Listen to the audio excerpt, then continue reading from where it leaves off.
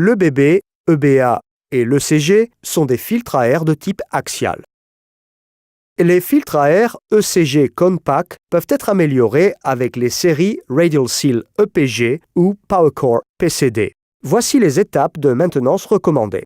Étape 1. Vérifiez l'indicateur de maintenance sur le corps de filtre à air. Ces indicateurs de maintenance sont généralement montés sur les filtres à air et sont recommandés pour la surveillance du niveau de restriction dudit filtre à air et pour signaler si une intervention d'entretien est nécessaire lors du fonctionnement normal de l'engin. Remplacez la cartouche filtrante air uniquement lorsque le niveau de restriction atteint le maximum recommandé par le fabricant du moteur ou de l'équipement. Si le niveau de restriction pose problème, ou pour tester la restriction initiale, enlevez l'indicateur de maintenance du filtre et mesurez la restriction du système en utilisant une jauge de restriction de type horloge ou un manomètre à eau. Pour plus d'informations sur les indicateurs de maintenance et outils de mesure Donaldson, reportez-vous au module A18. Étape 2. Enlevez l'ancien filtre avec précaution. Manipulez prudemment la cartouche filtrante usagée jusqu'à ce qu'elle soit extraite du boîtier du filtre à air. Tout choc accidentel entraîne la libération de la poussière dans le boîtier du filtre. Assurez-vous de couvrir le tube d'étanchéité à l'aide d'un chiffon propre pour éviter toute pénétration de saleté.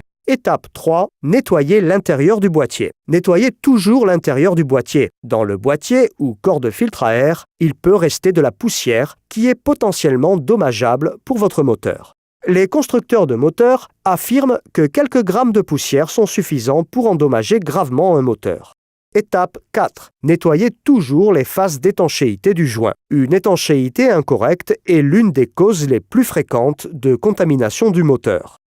Assurez-vous que toute la saleté durcie est complètement éliminée des parties inférieures et supérieures du boîtier du filtre à air. Étape 5. Vérifiez l'absence d'une fuite de poussière. Votre cartouche filtrante usagée dispose de preuves importantes de fuite de poussière ou de problème d'étanchéité du joint.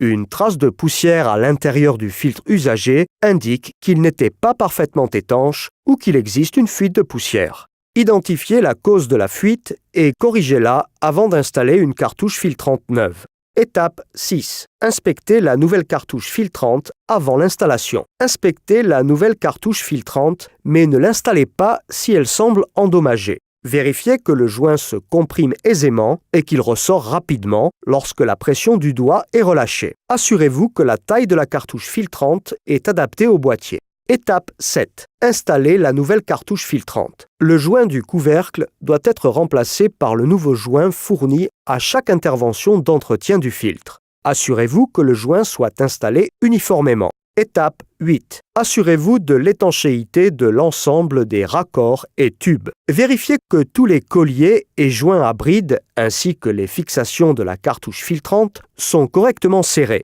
Remédiez immédiatement à toute fuite détectée afin d'éviter que de la saleté ne pénètre directement dans votre moteur. Si le véhicule est équipé de freins pneumatiques, il est important de vérifier le flexible d'alimentation en air propre qui alimente le compresseur des freins pneumatiques. En conclusion de notre module de formation, nous allons résumer les étapes d'entretien présentées. Vérifiez l'indicateur de maintenance du filtre. Enlevez le couvercle du filtre, le cas échéant, puis retirez la cartouche filtrante air usagée. Nettoyez l'intérieur du corps du filtre avec un chiffon humide. Nettoyez la surface d'étanchéité du joint. Inspectez la cartouche filtrante air usagée. Inspectez les nouvelles cartouches filtrantes air. Installez en premier l'élément de sécurité, puis installez la cartouche filtrante air. Vérifiez l'absence de composants usés ou desserrés dans l'ensemble du filtre à air. Ces informations d'entretien sont considérées comme guides de pratique d'excellence. Cependant, elles n'ont pas pour but de remplacer ou supplanter les instructions d'entretien fournies par le constructeur de votre moteur ou de votre véhicule.